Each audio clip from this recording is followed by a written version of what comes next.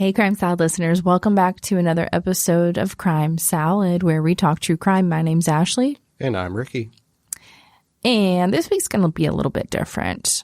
If you remember a few years ago, we covered the case that was titled Hide and Seek, Jorge Torres Jr. And well, if you read the title of this episode this week, we are doing a good old throwback and, well, we're adding to it. There's been updates in this case, so what you may hear this week may be a little different from our newer episodes on your feed. Needless to say, we're approaching the end of 2024. Whoa. And we thought a throwback for this week would be pretty awesome. But also this week just flew by and we lost track of time, and it's Friday already. Crazy. Yeah. Holidays are always nuts, so. I know.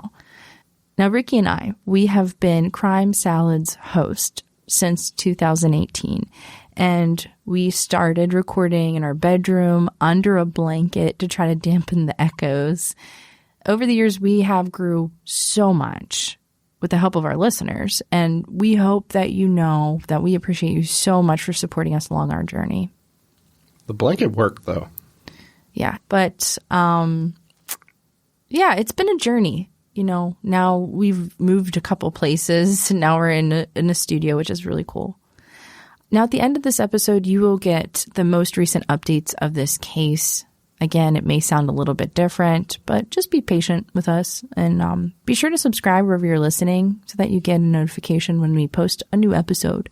And we wish you all a wonderful rest of 2024, and we hope that 2025 is better than ever. For sure. Honestly, I'm really excited for Crime Salad in 2025. I think we have a lot of cool things coming. So yeah, it's really hard to do this because it's kind of like our passion project, you know. It's hard to do this around life all the time, and we want to do so much with it, and it seems like we always get like pushed back. But 2025 is going to be our year. It is. All right, well, let's get on with the show.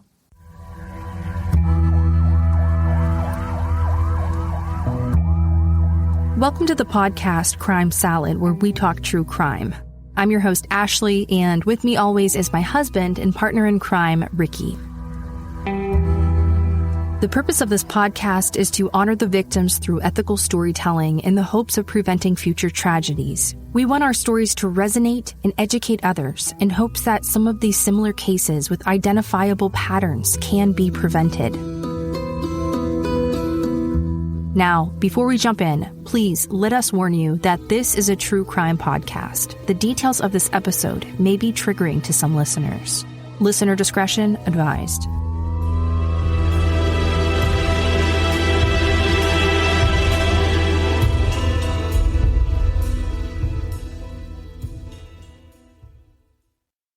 Hey, Crime Salad listeners, we just want to give you an extra content warning because this episode does contain explicit language, including profanity and offensive terms.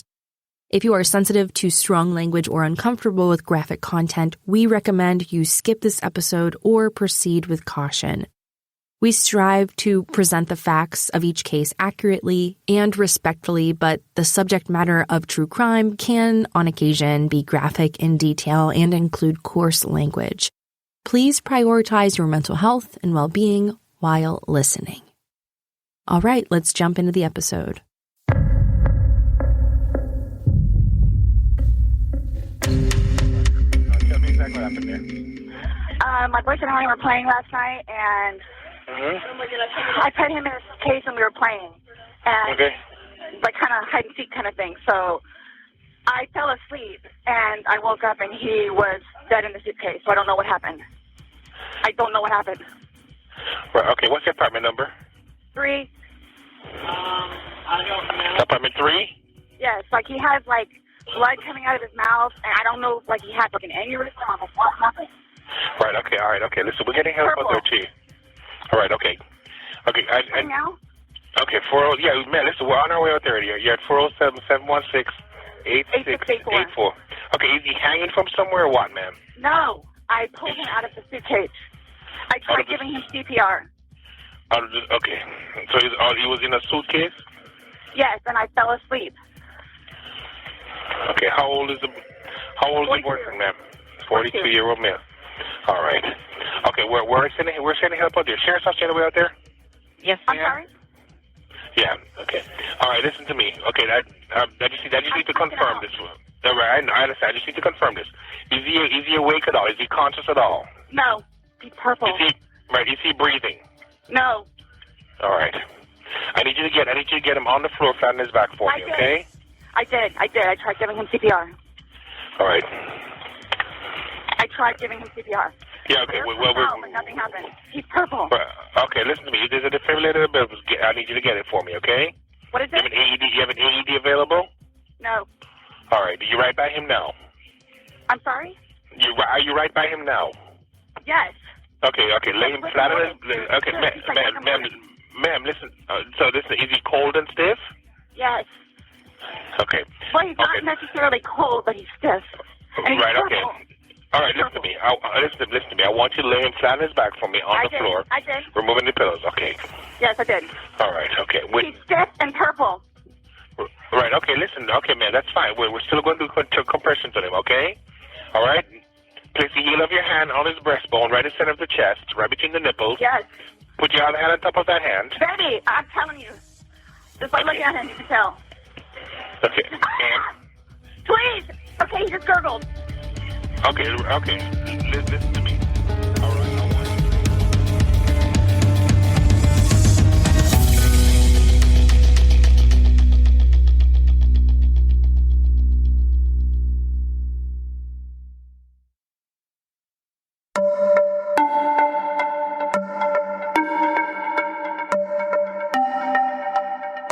On February 24th, 2020, Sarah Boone called 911 from her home in Winter Park, Florida, and reported that her live-in boyfriend, Jorge Torres, had become trapped inside a suitcase and was not breathing.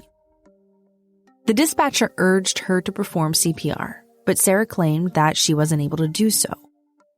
Finally, when she agreed to perform chest compressions, she was shocked when she heard a gurgle come from his body.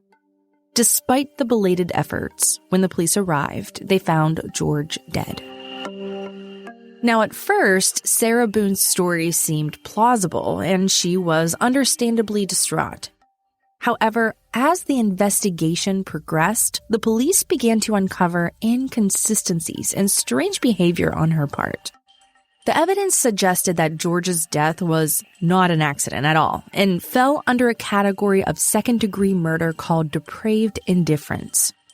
During Sarah's initial interview with the police, she claimed that she and Jorge had shared a bottle of wine and played hide-and-seek while he climbed into the suitcase and asked her to zip it up. And that sounds more like a game where you would hide your own Easter eggs. In what universe do you help the person you're supposed to be seeking to hide? And also, in what universe do 42-year-old adults play hide-and-seek? Well, according to Sarah, after helping to, quote, hide Jorge in the suitcase, she became bored with the game. She went upstairs and waited for him to get himself out and join her. She told officers that she decided to let him squirm around for a little bit as a joke. After about 30 minutes of waiting, she fell asleep. The next morning, she realized he hadn't come to bed, and that is when she discovered him still trapped in the suitcase and unresponsive. And by morning, we mean the early afternoon because that 911 call didn't come in until about 1 p.m. Right away, there were glaring differences in her story compared to the witness statements and the evidence. The inconsistencies began almost immediately piling up when her ex-husband gave his statement. His interview, which was caught on a body cam, tells a different story. He says that he called his ex-wife several times that morning around 11 o'clock a.m., and each time she declined his calls. According to Brian, with whom she shared a son, she was a chronic alcoholic and would often forget to pick up their son. He was calling her that morning to remind her that Lucas had been dropped off at school and to make sure that Sarah would remember to pick him up that day. Eventually, Sarah did go downstairs and found Jorge still trapped inside that suitcase. But 911 wasn't her first call. Her first call was to her ex-husband. It was Brian who arrived and insisted she called 911. A few minutes later, Sarah placed her own call to 911. There were other statements given by neighbors, the property manager, and even the groundskeeper, who all reported the couple were hardcore alcoholics who drank from sun up to sundown. This is something that initially Sarah denied during the many hours of her police interrogations. She described their night as light and filled with fun and games. It was only when she thought being intoxicated might help her that she admitted that she and George drank 2 bottles of wine. That admission only came after the police confronted her with the receipt for those 2 bottles purchased earlier in the day. Both bottles were later found by forensics. They were both empty and in the trash. But it will be a video found on her phone that will break this case wide open and show her malice of mind. As emergency services were taking away George's body, Sarah had her first interview with the uniformed officers. She told them that she had been dating George for 3.5 years, and that evening the two had casually shared 1 bottle of wine. She said that they were having a great night, putting puzzles together, doing artwork together, and finally playing hide and seek. It sounds more like a night of activities you would share with a toddler rather than a 40-year-old adult. Sarah explained that George had recently gone through a domestic violence prevention program, and she was just trying to be supportive by keeping him busy with activities. But police couldn't understand why she waited until 1 p.m. the next day to call 911. In a very dramatic fashion, she explained she had woken up earlier and intentionally declined her ex-husband's calls. It was only while scrolling through her phone she remembered that she last saw George in the suitcase. She insisted that she let him out of the suitcase and immediately began CPR. This is unlikely because when she started CPR during the phone call with the 911 operator, she was startled when his body made a gurgling sound. Police knew that Sarah was lying. A dead body can make a gurgling noise when someone performs CPR because air or fluid may have accumulated in the person's airway or lungs. Police know that this isn't a sign of life, rather, it's simply a result of air being pushed through the accumulated fluid. However, it proved that Sarah felt the need to lie about this to responding officers. She began crying and speculated that he may have died from a heart attack, a stroke, or blood clot since he had recently lost weight and appeared unhealthy. Per the autopsy report, at the time of death, George was 5'4" and 140 pounds. She complained that his teeth had recently begun falling out, and she was convinced it was a medical event unrelated to the fact that he was left trapped inside a suitcase for 12 hours, or the fact that she forgot the most important part of hide and seek, which is the seeking part. Now, after Brian's initial interview with the uniformed officers, he was interviewed a second time at the scene by detectives. This is a tactic to interview witnesses about the same series of events more than once to find lies or inconsistencies. Brian was patient and cooperative with the detectives and again explained that it was supposed to be Sarah's day to have their son, Lucas. He told the responding officers that he began calling around 11 a.m. and continued calling every 3rd minute until 12:49 p.m. That is when Sarah finally answered the phone and explained that George was dead and she needed his help.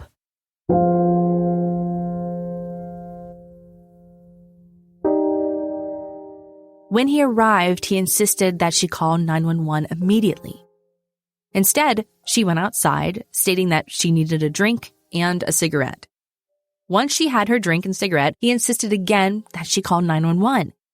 He never saw her render aid to George and believed George had been dead for a long time. Brian also shared that both of them had been arrested for domestic violence against each other. He believed that George had been arrested at least 5 times for domestic violence and was currently on parole for their most recent incident. He told officers that every time she insisted that George is arrested, she was always trying to get him released the next day.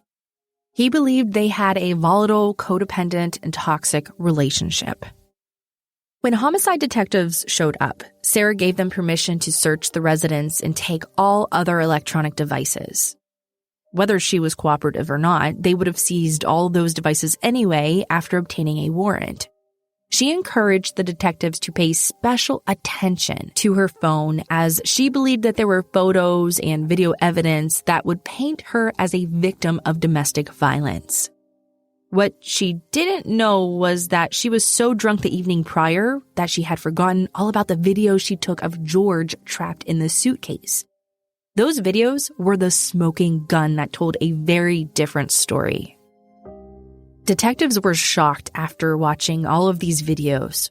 One of the videos was almost 11 minutes in length when George begged to be let out of the suitcase. Sarah. For everything you've done to me. Sarah. For everything you've done to me. Sarah. Fuck you. Sarah. Fuck you. Sarah. Stupid. Sarah. That's my name. Don't wear it up. Sarah. I can't fucking breathe, babe. Seriously. Yeah, that's when you do when you choke me. Sarah. Sarah. Sarah. Sarah, I can't breathe, babe. That's on you. Sarah, I can't breathe. It's on you. Sarah.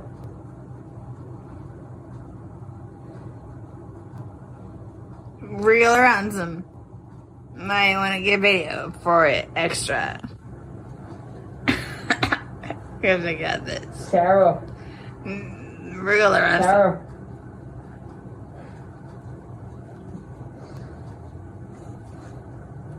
Sarah, I can't breathe, babe. Oh.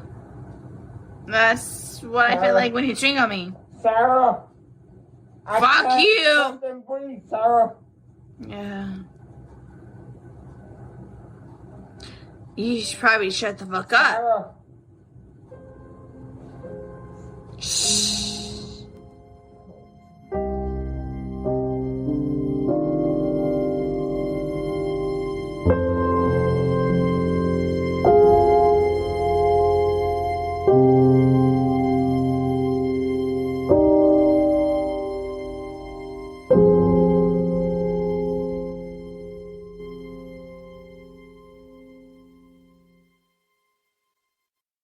In the remainder of the video, she taunted him and told him she was glad that he couldn't breathe.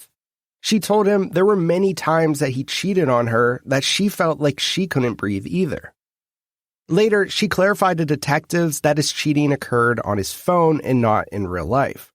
It was one of the reasons why they shared a phone. Once police saw the video, they asked her to come down to the station the next day for a more in-depth interview. Earlier in the day, the coroner noted some interesting findings during George's autopsy. The findings were backed by what they were told by the neighbors and the apartment manager. The manager told a story about how early into Sarah's residency, she came into the management office with bruises and asked how to remove George from the lease. Of course, the manager was sympathetic and gave her options, but soon she noticed that there were just as many bruises on George as there were on Sarah. The manager said the two often fought, and she believed that some of the bruises on Sarah were a result of bruises she obtained from George defending himself. George himself told the manager that Sarah often physically assaulted him, and this was corroborated by other witnesses too. She also noticed that the couple was usually drunk from morning until evening. She noted that she believed that George had been arrested multiple times for domestic violence, while Sarah was arrested only once for domestic violence. She noted that the couple were in a toxic and dysfunctional relationship that neither of them wanted to leave. Sarah and George had a pattern of getting drunk, fighting, and Sarah calling the police. According to Sarah's statements, George's family hated her and called her the Blue-Eyed Devil. They thought she alienated George from his family and controlled his ability to communicate with them. Sarah and George shared a cell phone. However, only Sarah had the password. George had to ask for permission to use the phone to call his children or his brother. When Sarah was asked about George's bruises during her second police interview, she acted surprised, but then came up with an explanation. George had scratches on his neck and back and contusions on his lips and shoulders and forehead. Sarah casually explained that George was clumsy and he would often walk into walls. She also recalled him falling off her 9-year-old son's bike. The police weren't buying her explanation, as all of these injuries were fresh without hours of death. That's when she offered up the story that she may have scratched him during sex. Okay, but that wouldn't explain all the bruises to his face, head, and back. Sarah insisted that the two weren't drunk. They had a quiet evening of crafts and shared a bottle of wine. She told detectives while George likes to drink to the point of passing out, she prefers to be in control of her faculties. She said she hates to be intoxicated. She can't be intoxicated, and she adamantly stated that she wasn't intoxicated. Of course, we know the story will change later in the interview when it becomes more convenient to be drunk. That's when she went from saying that they had the best day and were getting along great to George being a violent and terrible alcoholic. But she stayed because she was convinced that she could help him with his problems. I really love him, like I do, and I feel like I can help him. I feel like I could help him, which I did, because he came a really long way from where he was in Philadelphia to moving back to here and to dealing with everything else that he's been dealing with. I've really helped him. I've bailed him out of jail, 3 times. I've gone to every single hearing and every single arraignment, everything that I did for him. Gone to see all his public defenders, go to the state. I've gone to the state. I did everything for him because I'm trying to help him, because I had hope in him. And he was trying. He was really trying. And then he starts to think about things, and I think he gets overwhelmed, and then it's like, the next thing I know, he's drinking. So it's like, oh man, I know where this is going to go. So I'm going to go upstairs and read a book, or I'm going to go for a bike ride, or I'm going to do something else. Where I don't want to drink. The occasional wine, whatever, or if it's a weekend, that's when you have a good time. You don't have to wake up the next day. I have to wake up the next day and do things. I have to tend to Lucas. I have to take him to school. I have all this stuff to do. He doesn't know how to, maintain himself, where I can do 50 things at once and still know the 50 things prior that I need to get done. He can't process like that. He didn't process like that, so he would not literally, but have smoke coming out of his ears. So the next thing you know, he doesn't want to deal with it. I'm going to focus.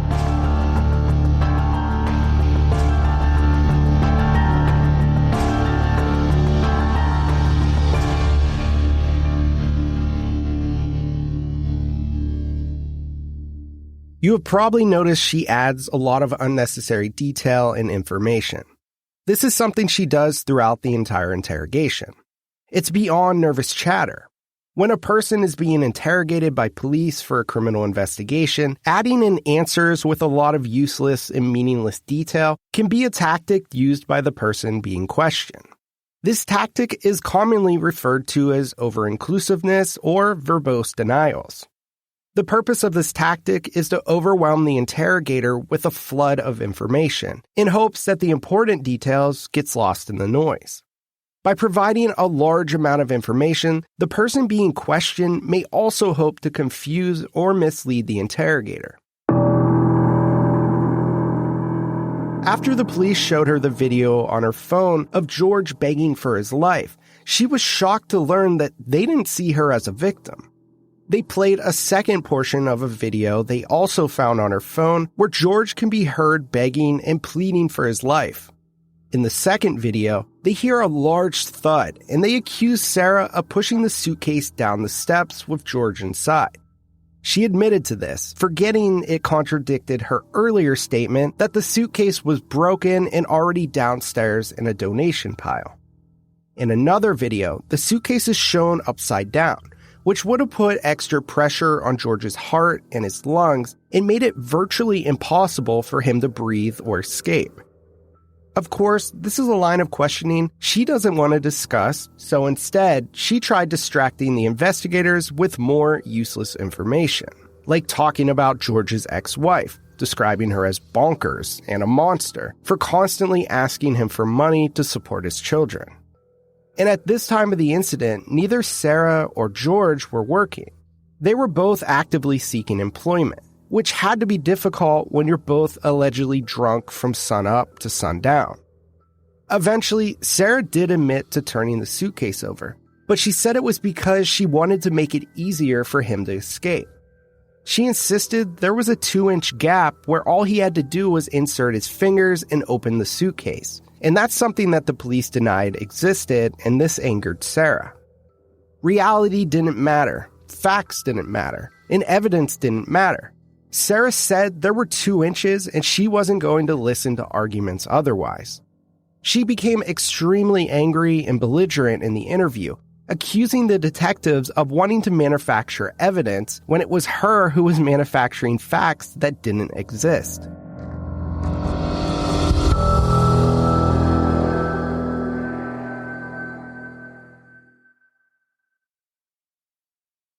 Throughout the interview, Sarah's mood swings were erratic. One minute she was screaming, and the next she was crying because she missed George and didn't get any sleep. Again, she offered details that had nothing to do with the events of the day George died. Instead, she began telling the detectives how wonderful and perfect she was. Each time they tried to get back to the subject of George's death, she would dominate the conversation with unnecessary information. She told them that George's probation officer loved her and called her once for 42 minutes to lavish praise on her for helping George get to and from his mandatory domestic violence intervention classes. Each time she tried to change the subject, they brought it back to that night in question, which was something that she wanted to avoid.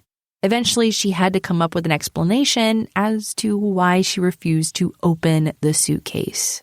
I get called everything but a white woman, so Okay. my intention was not to leave him in there. Please understand that. My intention was not to leave him in there. But you went upstairs thinking that he could get himself out, but the video shows That's at what I no told point you. can I see his fingers. And He'll be up here any like, minute. And then 30 minutes later, he didn't show. And he's telling you. And I he didn't can't wake breathe. up. Do you He's think not he's able to get joking? out. You told me he was laughing, and We were the before. video, there's no We laughing. first got in there. Both of us were. So how long was he in there for? Like, this video is at 11:12 when it starts, so was he in there for, like, a long time prior to you recording this? No. So it goes from funny to no longer funny, But you're the only one laughing. But I didn't think that he was, like, panicky. Like, So pushing up on a suitcase saying, Sarah, Sarah, Sarah, I can't breathe. George has done that in the past before, too, where it's just like he thinks that he's woe is me kind of thing, where it's like, He's never been locked in a suitcase. That's No. where he couldn't get out. So It's kind of, I thought it was And the you know boy the oxygen crying is wolf kind of thing. okay. And again, my plan. But nowhere in there is he laughing, is he joking. He is begging. And you're the only one laughing. Okay. And you're the only one saying derogatory comments. Like you're mad. No. Please don't, I don't mean to sound negative, and I don't know if I can say this, but, like, it's like you guys are kind of trying to, like, feed me. Like, No, I'm just trying to show you a video that you no longer want to watch because you probably don't want to know the outcome of how and what you said. well, I know what, You know what's on that video now? No. You remember making that video?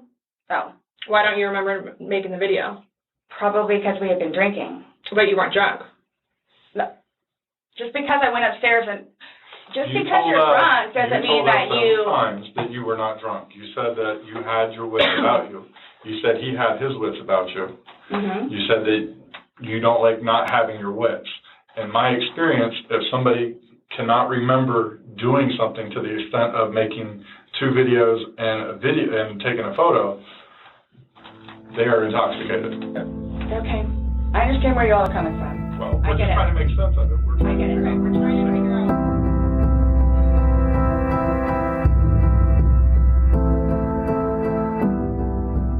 Again, Sarah stumbled on her own lies.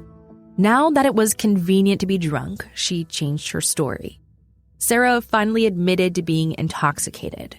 She was so intoxicated, she forgot about taking a video of George begging her to be let out of the suitcase. The videos were shocking and depicted her callous disregard for his life. Sarah explained it was not her intent to go upstairs and fall asleep, despite going upstairs and falling asleep. These statements of denial were something that detectives were not going to let go unchallenged. The detectives explained that Sarah's intent didn't matter when the result was George's death. The detectives wouldn't let her talk her way out of responsibility due to her alleged intent. Yet she insisted her plan wasn't to leave him in the suitcase, which is a hard argument to make when there is plain video evidence of her refusing to let him out of the suitcase. When asked why she didn't check on him, she explained that away with her level of intoxication. Hey, I wasn't intoxicated. I wasn't this. I wasn't that. Being drunk and intoxicated, which, yes, you can tell that I had been drinking, but... Okay. So if you weren't intoxicated, then why would you ever leave somebody in a suitcase that's begging to get out, that's telling you they can't breathe? If I hadn't been drinking, you still think it would be the same thing? Where it's like, hop in, I'm going to go to sleep. Is that what you all are trying to do? To portray me as? We're not trying to do anything. I'm simply asking you to explain to me what happened. Everything was fine and dandy.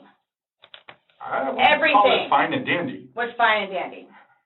You all don't. Okay, for me to tell you this again, mind you, I've been without him for a day now. Mm-hmm. I don't know. I mean, I don't know what you all want me to tell you, because this was not in any way, shape, or form, hand on the Bible, intentional. Okay. So you just left him there to didn't kill him. You left him there to teach him a lesson? I didn't mean to leave him there. That's what I'm trying to tell you. You got up and walked away. How is that not intentionally leaving him there? Because I'm looking at the hole, knowing that it's there. He'll get out no harm. Because you don't. And then he doesn't. But you don't go check on him. You say you're up for 30 minutes, and he doesn't come up. You don't go down and check on him? I'm in the bed. You even move. And off. You admit to moving the suitcase, over. So you roll it. You roll it over. It's not like... I didn't want it to be like that. Don't... You didn't want him to be upside down? How do you even get upside down? Right. You guys are killing me right now. I just want you to hear.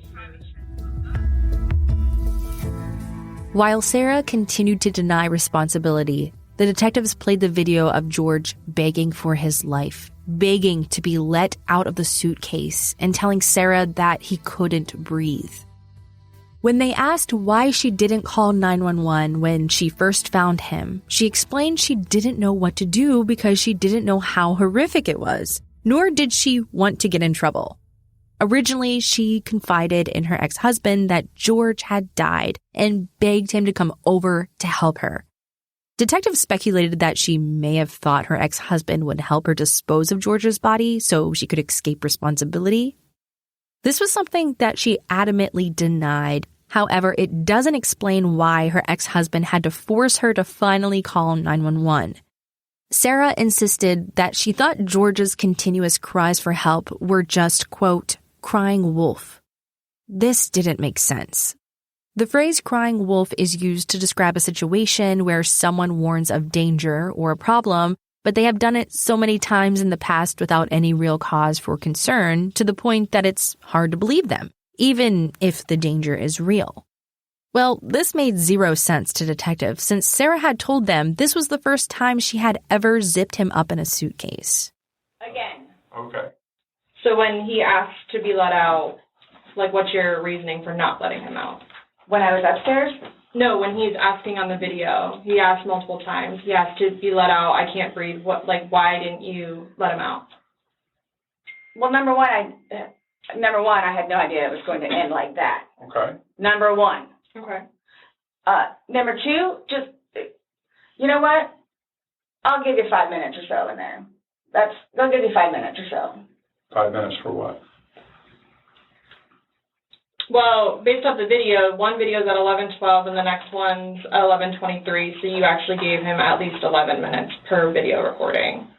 So my thing is, when it stopped, he asked multiple times, I mean, why? Why did you not let him out? It's just a simple question. To be honest with you, I don't know. Were you punishing him? No. Just. Well, that's what you're saying in the video. This is what you get. This is what you make me feel like. See, and then it's all backfired on me. Like, it's all backfired on me. And I understand the severity of this. He's dead. It's awful, I know. Okay. It's awful. And I will tell you both this right now, too. I will never drink alcohol again. Okay. Like, I will never drink alcohol again. I don't care what it is in any way, shape, or form. But let's get back to this. What was the reason for leaving him when he's begging to be let out? I don't understand that. What I have a feeling was, and again, it's the whole time frame thing. I'm not asking a time frame. I don't care about a time frame. He's in the bag saying, my God. And you say, fuck you. For the whole few minutes that he was in there, minimum 11. But yes, go ahead. It's a few. 11. But for one video. Well, in between the two videos. Between the 2 minutes. videos? Okay. Yeah. So what's the question again? When he's begging for his life, telling you he can't breathe, let me out, and you say, fuck you, why don't you just let him out? What are you trying to prove to him?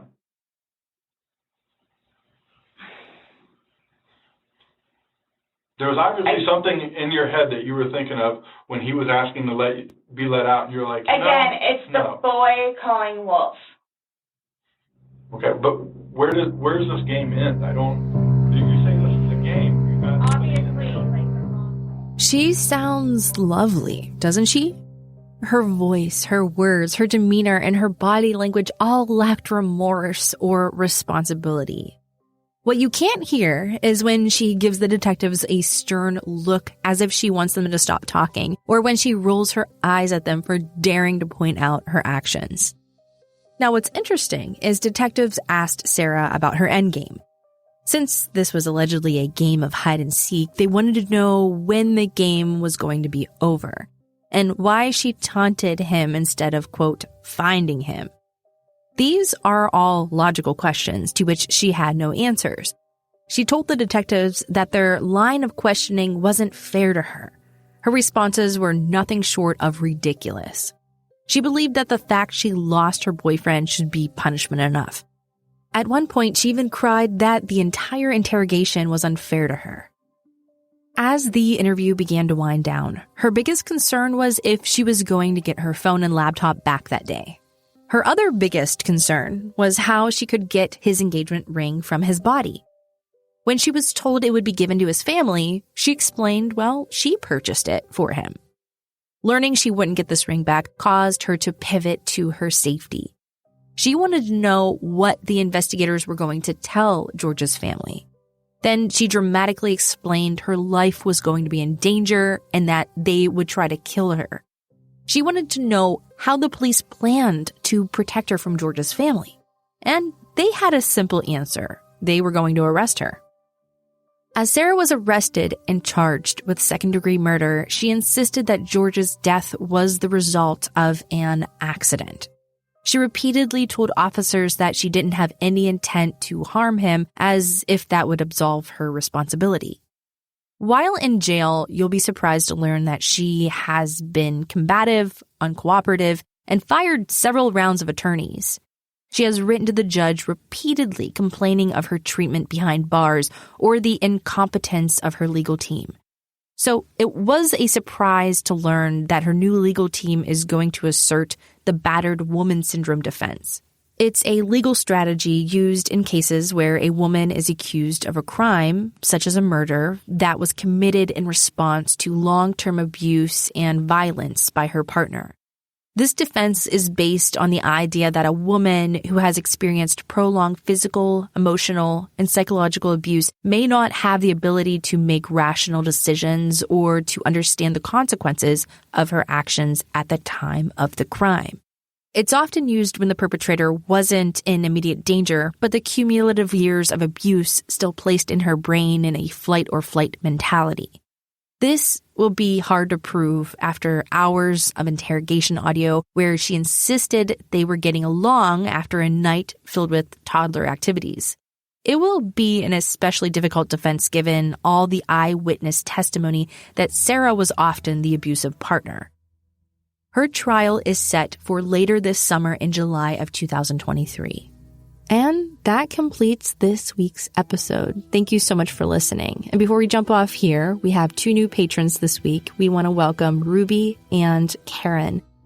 Thank you both so much for becoming patrons. Thank you all for listening to Crime Salad and continuing with your awesome support. We appreciate you so much. Thank you.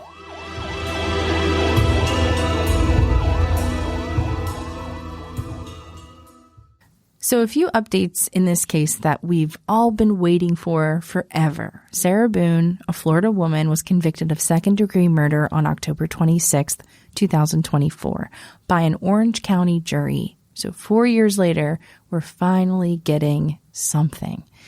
Now, Sarah Boone, she claimed that the incident occurred during a drunken game of hide and seek while she carelessly zipped Torres into a suitcase and later fell asleep, leaving him inside.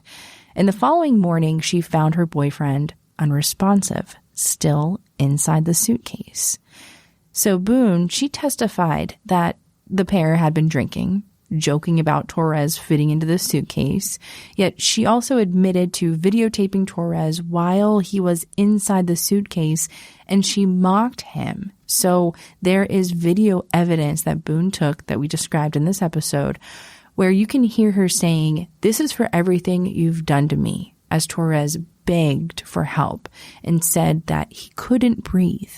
And the prosecutors used this evidence in court, saying that she would taunt Torres in these videos. She was heard saying, "That's what you get, and that's what it feels like when you cheat on me." They argued Boone's actions were intentional and that she left Torres to die.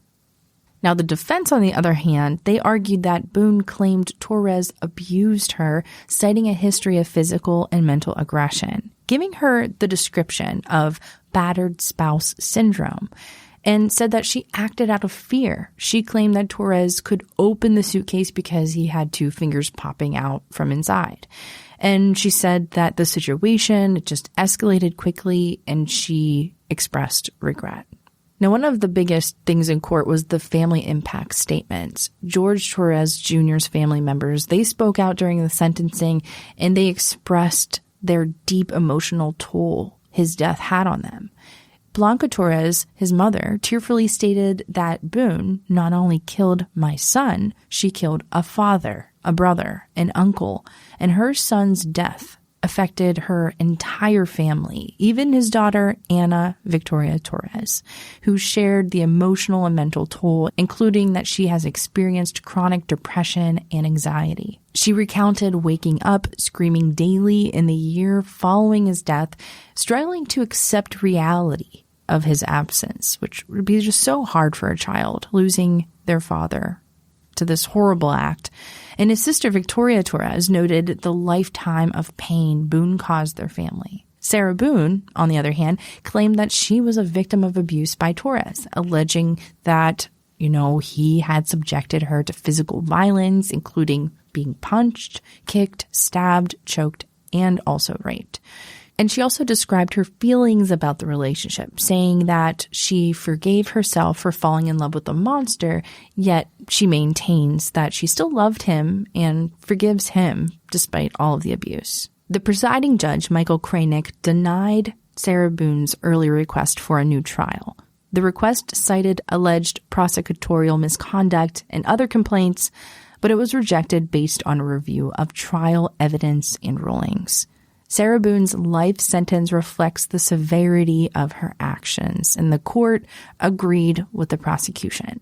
So on December 2nd, 2024, Sarah received life imprisonment after being convicted of second-degree murder for the February 2020 death of her boyfriend, Jorge Torres Jr., without the possibility of parole. She is incarcerated at the Lowell Correctional Institution in Florida, a facility that houses female inmates. And, well, this completes this week's episode and wraps up our last episode of 2024. Please subscribe wherever you get your Crime Salad episodes and be sure to tell a friend about Crime Salad.